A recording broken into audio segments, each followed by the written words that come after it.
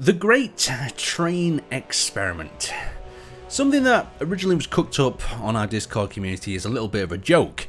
As you may know or may not know, each month we vote for a different server concept. Sometimes it's with planes, sometimes it's with mods, sometimes it's with water, whatever sort of strange fantasy the players want to live out on our Space Engineers server, we have some sort of vote for it.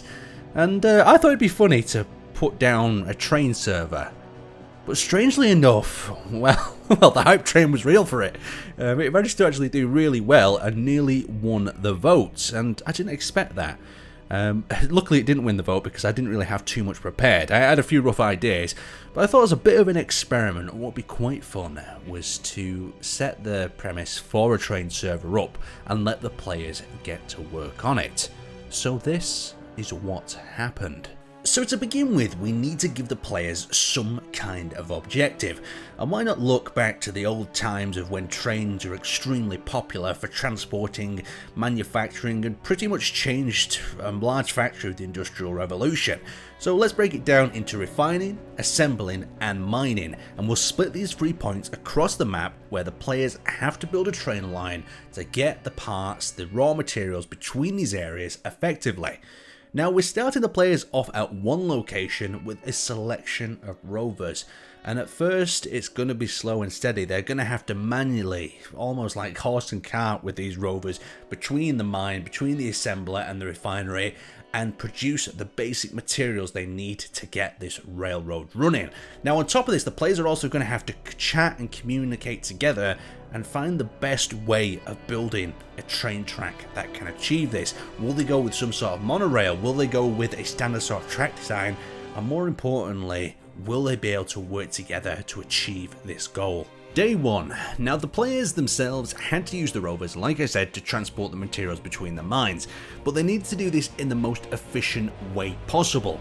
So they started to establish a road and bridge network. Now yes, there was hazards on the way and there was plenty of accidents with rovers being left crippled after hitting into the mountainside, but as the paths were established, I started to paint the roads in with voxel hands, so the players had a little bit of a point of reference and it was a bit more immersive, like the ground had started to wear away. As these supplies came from the mine to the refinery, the players then had the next challenge, that was to make it through the mountainous pass into the area where the assemblers were located. With them assemblers, they could start producing the opponents to make their first few segments of track. But this mountain pass was treacherous and the first explorers really struggled to get through. A few days later, I returned to the server to see the progress that the players had made.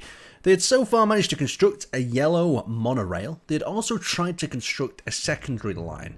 There in fact had been a bit of a dispute about what track would work better, the tried and tested monorail design or using the hidden railway blocks and having the trains bounce off the side of the rails to keep them on track.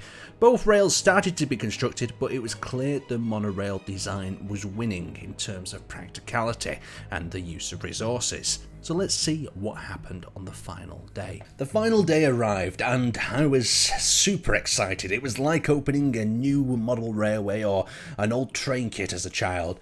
And as I saw what the players had built and the massive amount of train tracks and rails and different systems and things that they had tested, this little craft here was originally the bus that you saw in some of the earlier clips that then got converted into a large rover, then it got cut in half and turned into a tram.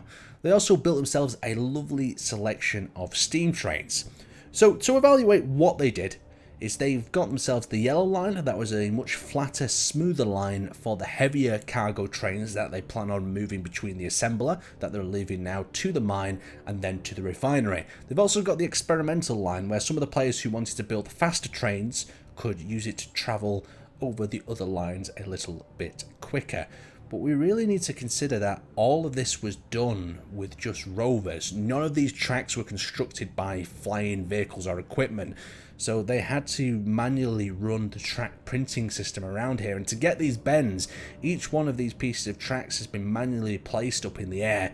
And you can see that the speed of the experimental line as it cuts through the mountains is lovely and dangerous. And then it comes to join at the mine here ahead. So you can see both tracks running parallel at this stage through this lovely canyon that's been carved out, both having their own tunnel.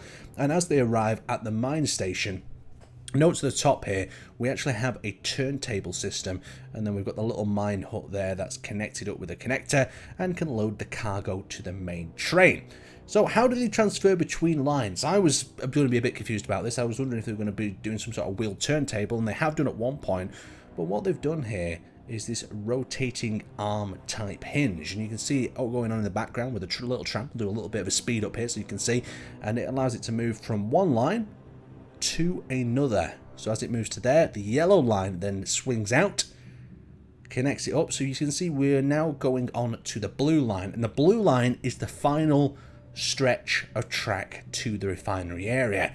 And this one has quite a pleasant ride over some of the greener areas. The little player here was sitting in his cabin enjoying the view out of the window. There was something kind of a bit surreal about watching the landscape go by, especially when there was the odd rover on the road down there below. But having a quick look at the wheels, you can see how they've been laid out there. So we've got the smaller wheels running along the front, or the middle of the track, and then we've got a staggered larger wheel running along the side to keep it on. And it managed to handle a lot of the oscillations and bumps in the track really well, and it maintained quite a high speed as it travelled into the end area. So coming over to the refinery area, we've got ourselves another style turntable, but it's not a turntable, it's these little arms that twist and turn and allow the train to turn around. And once again, they've color coded it, and they've also built themselves some crane and production machinery so they can build trains straight onto a chassis. So very, very cool indeed. They've obviously got these other lines that they've been attempting to work on, one that leads down into a tunnel segment there. And we've got the other line I was talking about here that ended up being a bit too costly. You can see it uses the hidden invisible rail block. This block, I wish it was available to players, and it starts to tilt around that area. But the track itself was just becoming too costly, and the connectors there, it just took up too much time. The monorail was a lot more efficient in resource design as well, and it seemed to be quite stable. So activating the turntable, they turn the train back around. And for the way back, what we're going to do is something a little bit different. We're actually going to have a race with some of the rovers. So you can see the trams down here as well. He'll be taking part in the race, and the players have mounted up into their rovers, and off they go. So I've got a feeling that the rovers are going to get back first. Well, of course I do. I've seen the footage before. But the thing is with the rovers is they are rapid, but they can also run into some very hard crashes like this.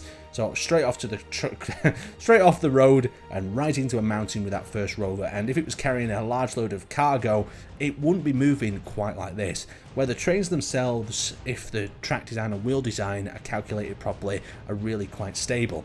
So the driver of the monorail tram now is absolutely putting his foot down with all the engine and thruster power that he's got, and you can see it starting to become a little bit unstable on the track. And this is purely due to this little tram not being super well maintained.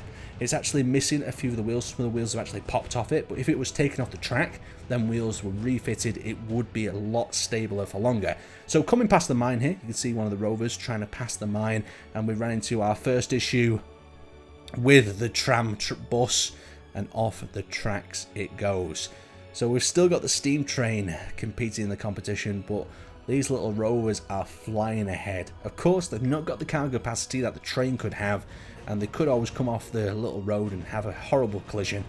But at the same time, it does show us that the wheels with a good road setup could be a lot faster at getting components between the areas. But still, players have managed to build a railway, and I think that's an achievement in itself. I have not seen players on a server, well, we've seen little bits of railways, but take on a challenge of this magnitude where they've managed to make a railway that I think is about maybe 15, 20, 25 kilometers in length. I guess the next step would be to have a railway that can loop around the planet, and we have been discussing concepts for server durations like a Snowpiercer one where the track would wrap around the whole planet as the rover comes into this final segment here. Lovely, it's awesome, these bridges and how they overlap and stuff. But yeah, we've been discussing a Snowpiercer concept where the train would travel around the planet and players could connect their own trains to it. And obviously to stay alive they have to keep their train moving, but we've been messing around with different ideas. Let us know what sort of concept we could do with a train server in the future, and if you think it would be sustainable for about a month. This server ran for about a week, and we did have some issues with it, I'm not going to lie. There was some various bits of lags where wheels were bouncing off tracks and other things. So this is back at the assembler area, and there's two other trains on the track. They've got the drill train and repair train on the left, and they've also got a lovely little Thomas, and here's one of the wrecks as well that didn't quite make it. The players were telling me how a few of the trains that they had built had just fell off the tracks when it got a little bit unstable, and that was the end of them. So slow and steady, the steam train pulls into the final segment of track, and isn't it just beautiful? It's lovely. Yes, the Rover was faster, but that steam plume as well, just a lovely little bit of detailing. Look at that, the G Express. All we have to do now is get some cargo containers, build a little cargo thing, and then we've got the super speedy Thomas the Tank over this side. God, he's got some thrust. You'll see him as he accelerates in a moment and launches himself up this track. He's like a bit like a roller coaster. But super pleased with the players here, and I wanted to congratulate them all for building this and spend the time to try to work out how a train server could exist. And that is pretty much it. That is the Great Train Experiment. It took some time in the making, and it does show us that Space Engineers is still quite possible at doing and making anything that you want in it. Anyway, I'm going to leave you with this little clip.